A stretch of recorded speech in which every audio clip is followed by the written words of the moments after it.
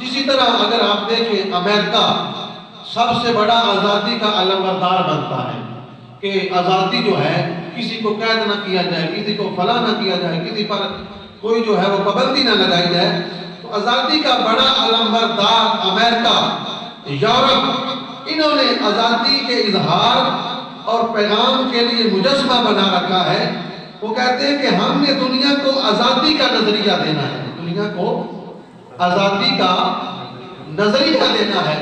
جس طرح آج کل یہ عورت ڈے جو ہے ہر سال پاکستان میں بھی مناتے ہیں اور امریکہ والے سارے ممالک عورت کا دن منایا جاتا ہے۔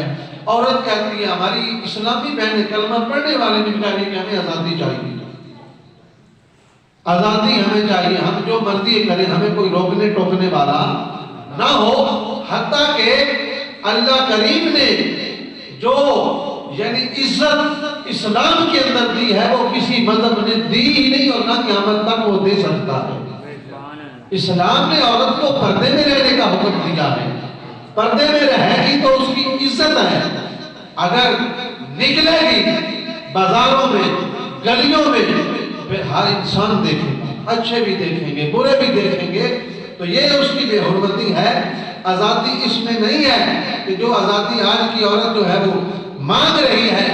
اللہ کریم نے کتنی عزت دی ہے عورت کو کہ جنت جو ہے اس ماں کے قدموں کے نیچے ہے، جنت ماں کے قدموں کے نیچے ہے۔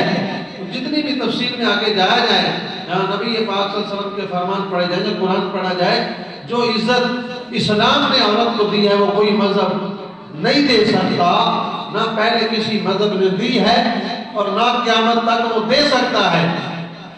تو عورت پردے میں رہے تو اس کی عزت ہے۔